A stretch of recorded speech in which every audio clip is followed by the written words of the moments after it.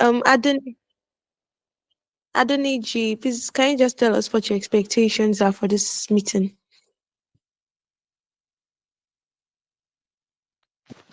Hi, good evening. Good evening, everyone. Okay, for today's meeting, well, I'm expecting that I'll learn I'll learn about some or I'll have more knowledge of what I already know about product metrics, and hoping it to be as simple, easy, challenging. What other word can I use? As much as it can be. Okay, thank you very much for that. All right, so Mary, please, what are your expectations for this evening's meeting? I'm actually new to product management. I'm still in training. I just have to join whatever knowledge I'm able to gather here. I'm sure it would be useful for me when I eventually get a placement.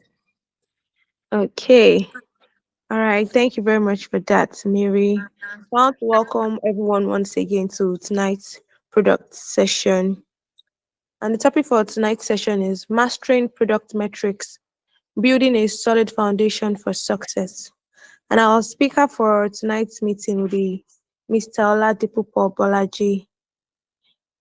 Mr. Bolaji, are you here with us now?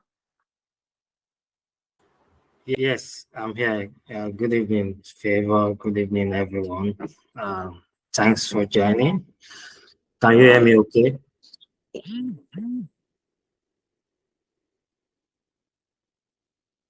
Yes, we can, Mr. Bolaji. Okay. Thank you very much. Please let's welcome our speaker with any emojis, with our favorite emojis. Okay, so I'll be reading our speaker's bio right now. All right. Mr. Oladipupo Bolaji is an accomplished product manager with a background in software development, adept at ensuring product excellence. He is recognized for innovative strategies that enhance user experiences and streamline release processes. Okay, so please, if you have any questions along the line, we can just raise our hands up or drop our questions in the chat box. Okay, so Mr. Bolaji, please can you share with us what you have for us this evening? Awesome. Thanks, you, Favor. Thank you, everyone. And happy to be back at Enoverlab to do this again. Thank you for folks that share their expectation for the night. So I hear learn, add to knowledge, new to products. So, and I also note that you want it to be easy. Yes, so I promise you all that in that bucket. So let's start. So this is how this evening is going to go. We're going to just do a bit about me. It's going to be just one slide, and we also now move into why metrics and the framework that I actually wanted to share with us on this call is a very simple framework that when I discovered it and I was just like, oh wow, it's worth sharing. And if you've been using a different method before, I believe that when you meet this simple framework, it can quickly help you to, begin to tackle that area of product that is very important, which is metrics. Then we'll just get to question and answer. So I think that sounds like a plan, right? Yes, sir. Yeah, good to go. Okay, awesome. So let's begin. So this slide is just about me and just a little about me. Favorite a short bio. I love bios to be very short, and I've been in digital technology for some years, and I've built products at scale. So I've built products that millions of people use in Nigeria. And while at Microsoft, I've also built products that ship into Microsoft Teams that has like 140 million users, right? So I transitioned into product management as a dev, and I've been doing product management full time for more than 7 years now. And so these are some of the icons you've seen here are just some of the few companies that I've worked at. So at some point I was at cyberspace, then venture garden, eTransat, and Microsoft. So yeah, so that's a little about me. We can now delve into the meat of today. So why metrics? As product manager, one of the things that you encounter is how do you measure success? So that is very, important. And one way to measure success is through metrics. So metrics is not the only way. So you have at least 3 ways to measure success in your product. So you have the quantitative part, which is metrics that we're going to uh, devote some few minutes to this evening. And the second way is you have what you call qualitative way. So when you talk, good average, when you have user conversation with your manager, with your users, with stakeholders, you can also use that to determine success of your product. And the third bucket is your intuition, right?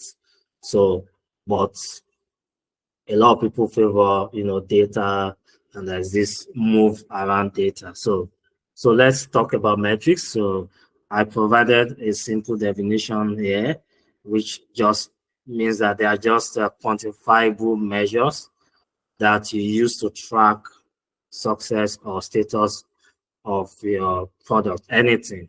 So it could be your PRD, it could be your product, it could be your feature, it could be your business. So those are metrics. And so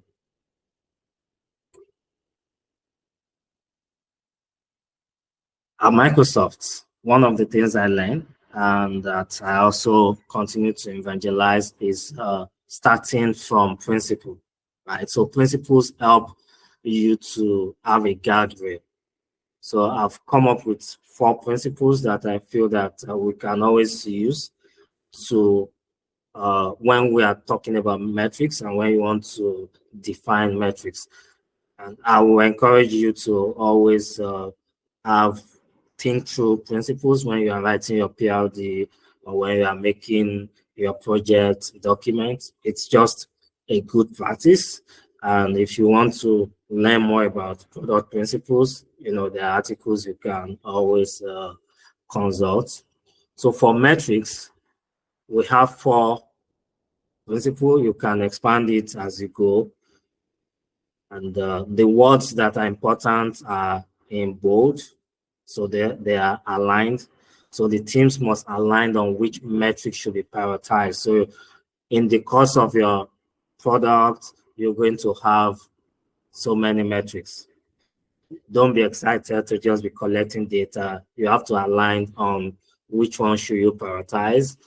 The team should deeply understand the definition of key metrics. So when you have a metric for your product or your PRD, you should be able to explain the definition of that metrics, how you are going to derive the metrics, how you are going to generate the metrics, where the data is going to come from. Metrics should be tied to key product questions. So there should be questions that you want to find answers to by using that metric. And it should be something that is tangible, that you can move. So there's no point in having a metric that you as a product team, you can't do any work to move the needle of your metric. So those are the principles that I found interesting when you are working with metrics. So you can always use this principle against whatever metrics you're working with to say, okay, do they check the box of these principles? And if they check that box, then you're fine. So let's go to the meat of the matter. The simple framework that I'm introducing, I called them first principle framework for metrics, so product lifecycle and usage journey. So I'm going to explain these two frameworks. So if you are expecting to hear this conversation to be around measure talking about Apple, uh, average revenue per user, lifetime, all those metrics, no. So the focus is just on these two frameworks that I found to be very useful, and they're very simple. So let's start from the first one, product lifecycle. We are all product managers on this call. Either we are transitioning, you have experience in product management, or you're just learning. So we are all product managers, so we are all colleagues. So the product that we're building has at least 4 life cycle: introduction, growth, maturity, then your product will decline. So every product, goes through this cycle. So the only thing you can always do is that when you're getting to decline, you can always now have a product extension to create it. So you can think of different products. So if you have used BlackBerry before, I'm not sure anybody on this call is joining using BlackBerry as we speak. And I can't remember the last time I met someone that is using BlackBerry. Not that they don't exist, but it's going to be very rare. So what happens to BlackBerry, for example, it went into decline. So, and there are some products that are at their mature stage. So they've been here and you still continue to use them. So you can think of maybe a product like operating system, like Windows, for example, like Linux. So those products are very mature. There are some that are in their growth stage. So you think of some of your fintech apps, for example, that you're using. And every time we keep getting new product launch at introduction stage. So how does this life cycle, how could we now apply it to what we're talking about metrics? For each stage of your product, you can look at each stage of your product and define metrics according to those stages. So if your product is at the introduction stage, the next slide we're going to be talking will be metrics that you should focus at that stage. When you're at growth stage, what should you be focusing on? Maturity stage and decline stage. And it's also help you to also answer product metric questions, right? If you're doing interview. We have provision for Q&A, but if you want to stop me, if it's okay by favor, you can raise up your hand if I need to clarify some things. If that's okay by favor, then we'll go by that. Yes, sir, that's okay. Okay, awesome. So the first framework that we are talking about is life cycle. Remember, they are in 4 stages: introduction. So what product question that you want to answer? Remember our product principle, right? Metrics should be tied to a product question. Introduction stage is, the question is, do we have product market fit? At growth stage, you are finding answers to how do we scale effectively. Maturity, how can we be profitable? And decline, how do we maintain user interest and slow decline? So those are the questions. And the next thing is, what metrics can we now begin to think and use for this stage? So before I review my next slide, let me do a quiz.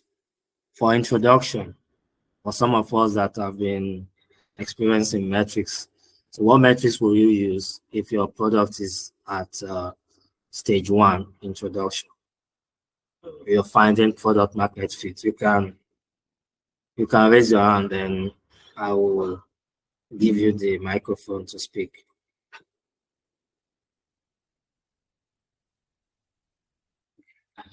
Okay, yeah, Adedayo, thanks. So can you unmute yourself and speak?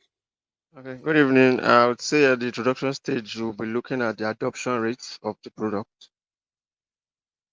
Okay, awesome. Awesome, thanks. Any volunteer again? We can still take one more person. Okay, so that's fine. Maybe by the time we get to, so for growth stage, what will you be looking at? Don't worry, if you don't know, that's fine. We would reveal it in future. Okay, so Favor is saying at the introduction stage. Okay, yeah, so you're putting the question in chat. Thank you, Favor. For maturity, what do you think we should look at? Metric. And for decline. So you can pick anyone and unmute and speak if you want to. I'll just give us like 30 seconds to think about it.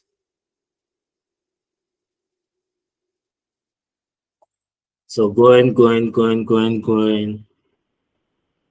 Okay, thank you. So let's review. So for stage one, which is introduction, and you are answering the product market fit. Yeah, fit. Thank you for growth retention rate. Thank you for your comment in the chat. So for when you're talking about product market fit, you want to talk about your active users, which ties to Adedayo and Faith adoption. Then you want to measure retention and stickiness. So remember the principle too, there's always a question around the metric. So active user is answering how many users does the product have. So you can use your DAU. So for those who doesn't know the acronym, DAU means daily active user, MAU means monthly active user. It's just active user, but you are now dimensioning them or segmenting them by maybe daily, weekly, monthly active user, depending on your product use case. So for retention, you want to find out how many people are finding value in your product. And how do you determine that they are finding value? It means that they are staying for at least 60, 90 days. So you want to do your 60 days retention, you want to do your 90 days, then you want to do your cohort analysis. So if you know about cohort, it means that people that join at a particular period, how are they trending? So maybe you could have a cohort for week one cohort, week two cohort, week three cohort, people that join my product the first week of the month, the second week of the month, the third week of the month. And you could get an insight to find out that, oh, if people join maybe, for example, week four, they tend to be more profitable, they tend to be more loyal, they tend to stick more. So depending on, so those are what cohort curves can help you to uncover. Then we talk of stickiness. Stickiness is just a ratio. That's how frequent are people using the product. So when you want to think of a product that has a very high ratio of stickiness, what product comes to your mind? You can type it in the chat that you would think that has a high stickiness rate. Twitter, yeah, social media, YouTube, yeah, you're right. WhatsApp, Instagram. I agree with you. Yes, I agree with you. Yeah, good. Yeah, banking. We need to press money, right? So that's good. So let's move to the next stage, which is growth stage. So at growth stage, you're talking, so you want metrics around your user journey. So the second framework I will introduce will actually expand more around user journey analysis. Then when your product is at growth stage, that's when you begin to talk about experimentation, that A/B testing. How many of us, by show of hands, understand what A/B testing means? just do an emoji if you understand what A/B testing. Okay, thank you, Ifeanyi. Thank you, Faith. Uh, Esther, great, and business analysis. We'll be making projection about money, but if you don't really have uh product, if your product is not adopted, you don't have product market fit, uh, thinking about monetization early enough will not work. So, of course, you may want to ask me the question that there are some products that are very profitable, right from day one.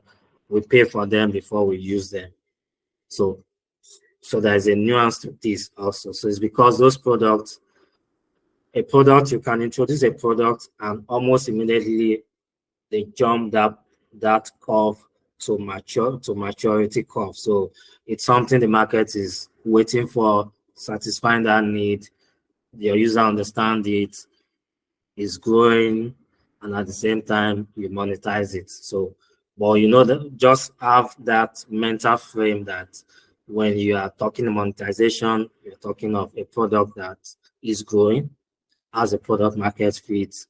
That's when monetization comes in, and monetization comes with your, CAC, LTV, MRR, LTV by CAC ratio. So if you don't know what CAC means, is your cost of acquisition. So if you are doing paid marketing, for example, if you advertise with Enoverlab and they are the channels that is bringing customer to you, if you have a sales force or marketing force, so you want to be able to quantify and spread your costs across your user. I'll be able to say, okay, if I spend 1 million and I'm getting 1 million users, so that means I'm spending 1 naira to acquire one user. So that's basically what CAC means. And LTV, lifetime value, means how long do I stay after you've paid so much money to acquire me to give you back value. So if you think of a product that you've been using, maybe your WhatsApp, maybe your MTN line, you might have been, if you're like me, I've been using my MTN line from the very first time I got my GSM number. So for MTN, I'll be in the cohort of people that have high LTV value to MTN, for example. So let's make progress. So the stage 4, which is when your product is at decline stage or cycle, these are metrics that you want to begin to double down on. Churn. Churn is people who are leaving your product. So you know that if you are a product manager, for example, for DSTV, now you'll know that they'll be experiencing churn, right? Not because they are actually a decline product, but there is also another factor that will be causing it, the economic factor and every other thing. So if you're a product manager at MultiChoice, one of the metrics that should excite you will be churn prediction modeling. And this is where your AI skill, machine learning skills can come into play. Like, okay, so how many people are going to stop using the product, for example? Then power user analysis. So we extract value from the product differently. Some people are kings and queens at using WhatsApp. They want to make call, video, they are the super admin, the life of all the WhatsApp groups. They are sending status, they are discovering new things on WhatsApp, and so those are like power users. Where some people are just there just to occasional user. They just keep it to be just to just to show presence. And sometimes they mute all their groups and they hardly, engage on those chats. And sometimes admin will call them as silent members, right? Yeah. So you want to identify. So Faith, are you a silent member in your WhatsApp group?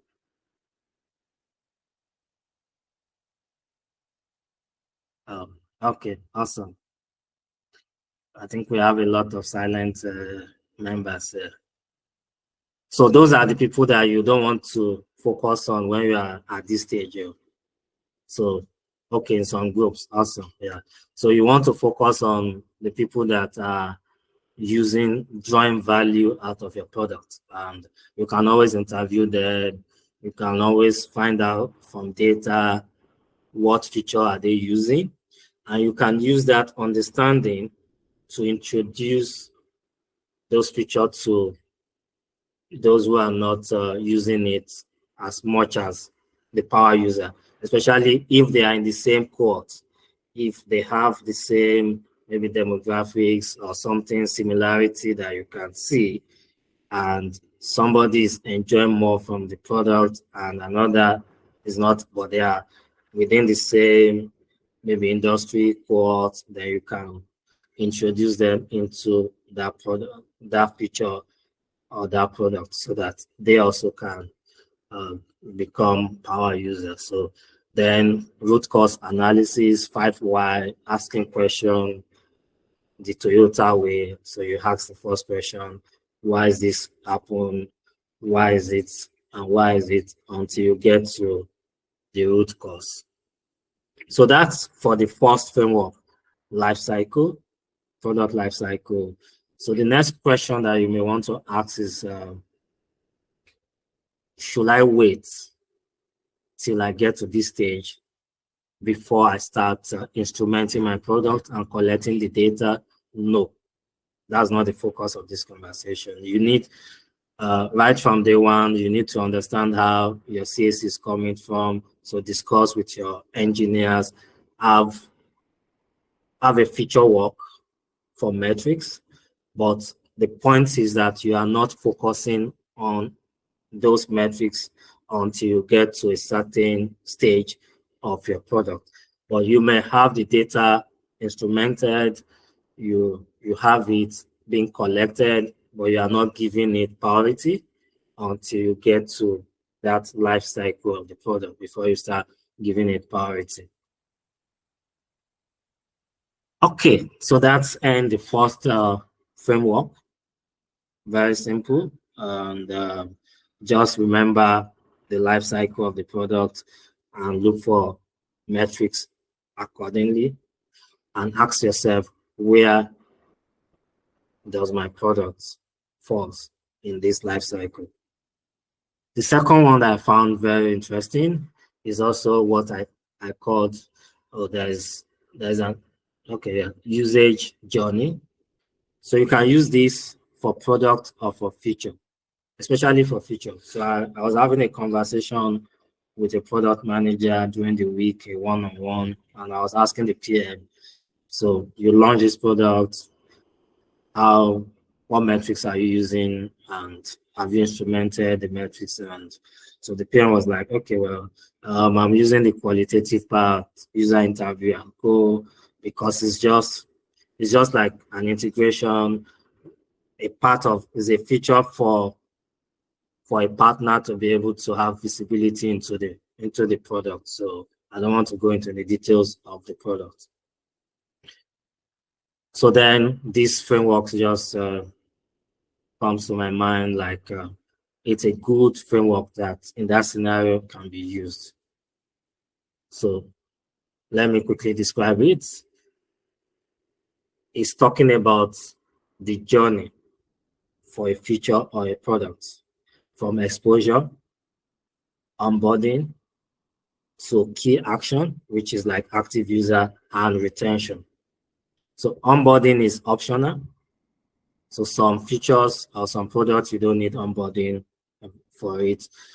So sometimes when WhatsApp is introducing a new feature, you see a WhatsApp message from dropped as a chat on your WhatsApp. So that is exposure. How many people view that announcement of the new feature?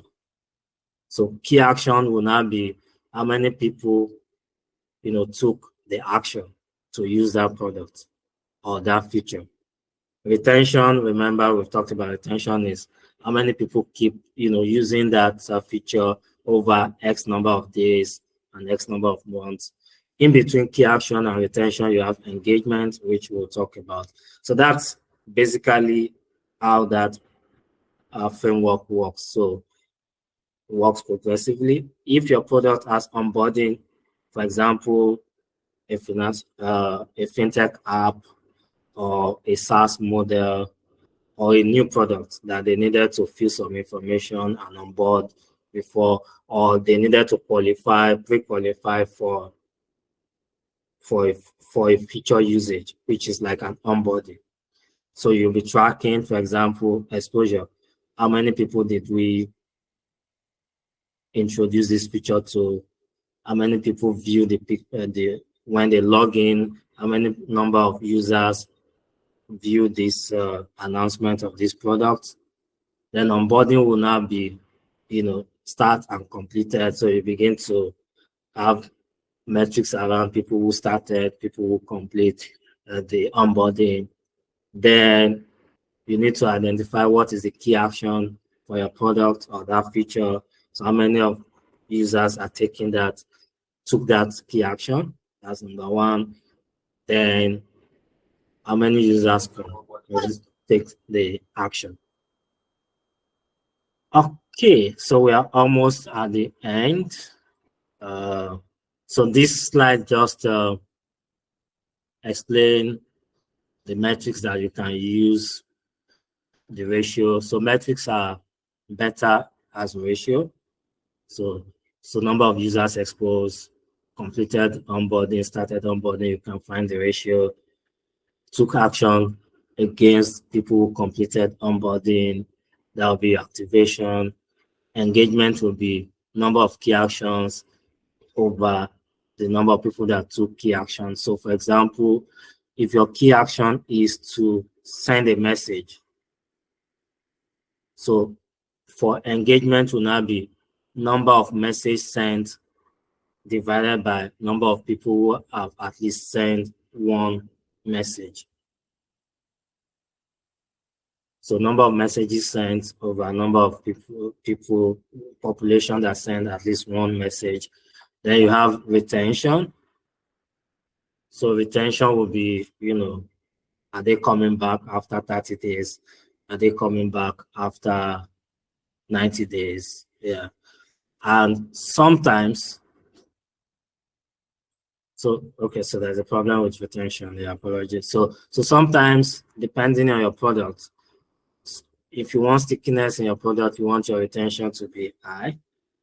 But if you are doing like a dating app, for example, if your retention is high, that means people are not finding value in your product. So they are not finding much. So that's why they are still there. So you don't want to keep them there. So it depends on the context of your product.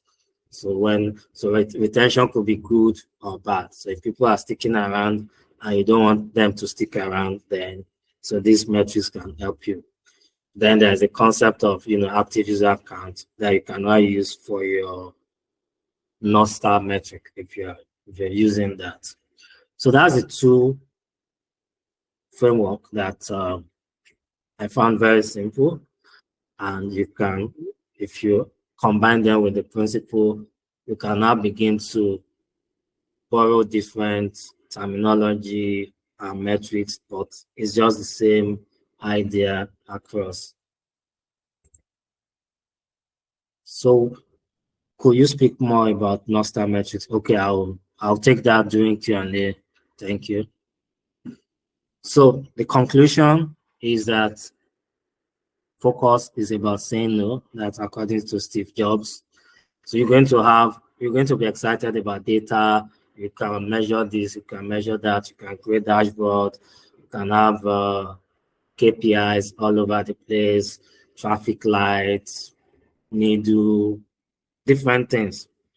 But just be focused, prioritize metrics down to key focus area at any one time. So if you are at introduction stage, for example, don't bother yourself with later metrics. Focus on that stage. When you're at growth stage, focus on that. When you're at maturity, begin to extract value out of your product. When you are declining, focus on how to slow down the decline, still get more value from your product. And with that, I get to question and answer, which there's already one question waiting for me, North Star metrics. Thank you. Thank you. Thank you very much for this, Mr. Balaji. Really had a lovely time. Okay, so please, if you have questions, we can signify by raising our hands or dropping it in the chat box. Please let's do so. But while we wait for people to bring out your questions, I also have a question to ask. The other time you mentioned KPIs. So I want to ask that what are the KPIs that every product manager should track? Interesting. So, but because your question is the second question, so I will take the first question, if you don't mind. All right, so it's okay. Okay. So let me take the North Star metric, which is also, and I will also get into KPIs. So the first question to me will have been, what is the difference between KPI and metrics? And for me, they are the same thing. You know, they are quantifiable data that you use to measure the status or progress of something. And KPIs is something that you should be able to move. You should be able to move it. So if you have an individual KPI, for example, it should be something that you can take action on. If you're having a team KPI, it should be something that the team is empowered to be able to move that. If you're having a product KPI, so all these metrics, activation, onboarding, CAC that we've been discussing, they are KPI also. So there are KPIs that product manager can track. So the answer will be for KPI that it depends, right, on your stage and your journey. Then you're going to have maybe performance KPI, which is different from product KPI. You could have health, team health, product health KPI.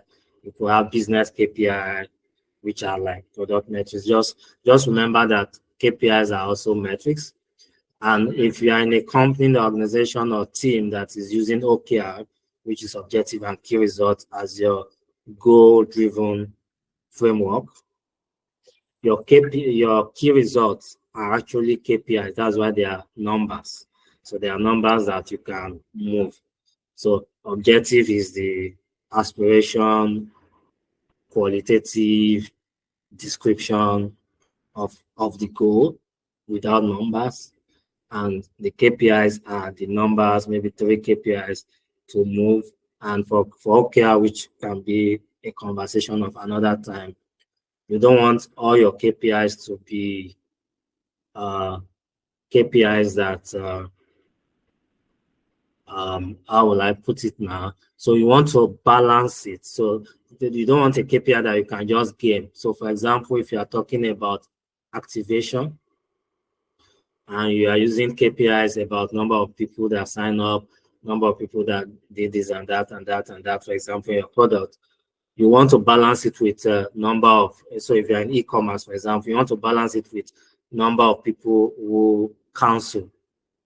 So that way, PMs don't game it by just giving people incentive and say, just go and sign up on my app. Once you sign up, I will meet my KPI targets.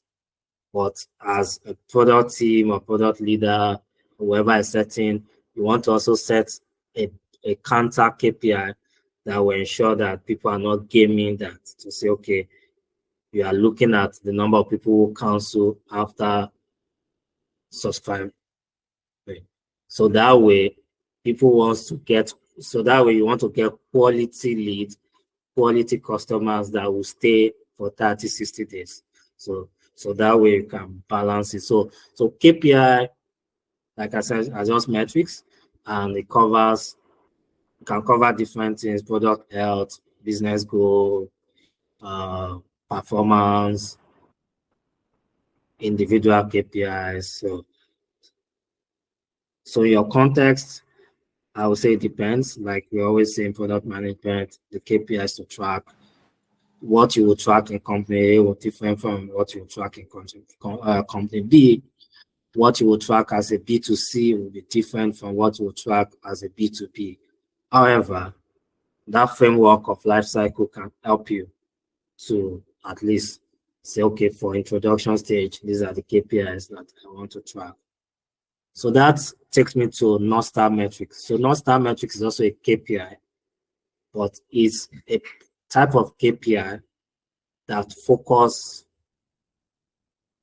the product team, the organization towards achieving the goal. And it's usually a leading metrics, a leading KPI. So the difference between a leading KPI and a lagging KPI is that leading is a metrics that you can actually do something about. You can move, number one, and you can always take action, corrective action. Lagging, it's something that once you get it, you can't do anything about it. It's so an example of a lagging metrics is your revenue metrics. Even if you divide it into daily revenue, what you're supposed to make, the sales you're supposed to make today, once you get your dashboard report for today, that's all. You can't do anything to correct it. But you have leading metrics. So for example, if you in your product, if you say, for me to be successful, I need to talk to 3 customers in a day so that I can meet my revenue target at the end of the week. Day one, you fell short, you just spoke to 2 customers. By day two, you can amend, you can do something about it. You can talk to 5 customers to balance up what you miss in day one. But by the end of the week, when your numbers are in for the sales for that week, as a lagging KPI, you can't move it, you can't do anything. It's in the past. So for KPIs and metrics, you have metrics that are leading, that you can influence, metrics that are lagging. So for North Star metrics, so that is one singular leading metrics that is guiding your product decision goal at that particular time. So it could be active user count, for example. And once that active user count is going south, you already know that, oh, we will not meet our product goal because our North Star metric is good. So North Star metrics, you always is usually best to be a leading metric, something that you would improve. You can always improve, take action on. And you can derive your North Star metric from other base metrics. So for example, using this example that is on the screen, exposure, onboarding, activation, all of them can report up to your focus metric, which is your North Star metric. So did I answer your questions?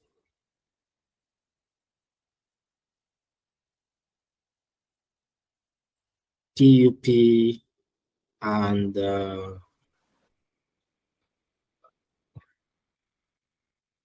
hello, am I still here? Yes. Okay. Yes, sir. Yes, you answered my question Okay, very well. thank you. So let Awesome. me check if I have, okay, so I've done,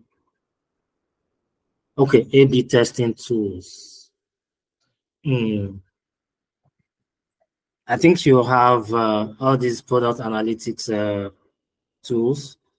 They provide you uh, functionality to do A/B testing.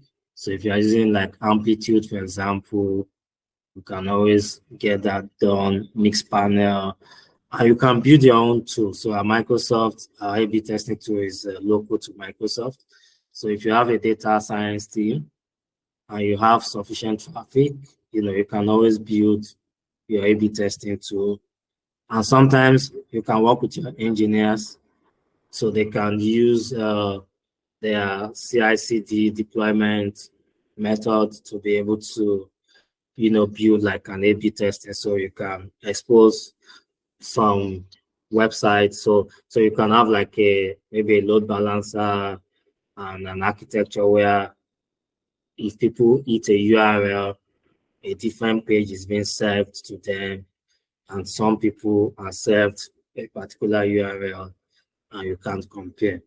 So you can always take it as a product work, a feature work in your product deliverable, and work with your engineers to be able to do that work of building a tool to be able to test that, or you can go for third-party tools in the market.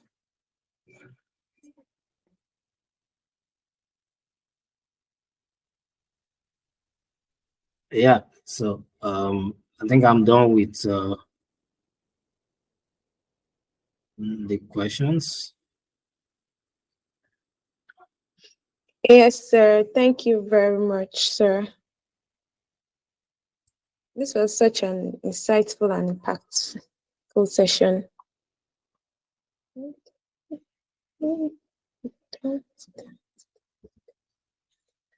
So if there's something we want to take home, let's take these principles home. With this principle, you can always create your KPI, you can always create your metrics. Just ensure that whatever KPI metrics you're using, you are aligned, your team understands the meaning of it and how you're deriving it. It's tied to a key question, and you can move it. You can take something, you can take action to improve it.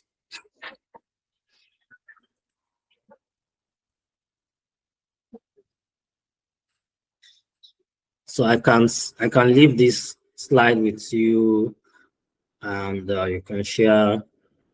And I'm also available on LinkedIn, and so you can take the conversation further. Thank you, everyone on the call. Thank you very much, Mr. Bolaji, for gracing us with your presence. Please let's appreciate Mr. Bolaji. Let's send out emojis and make him feel appreciated and honored. It was a really insightful and packed session.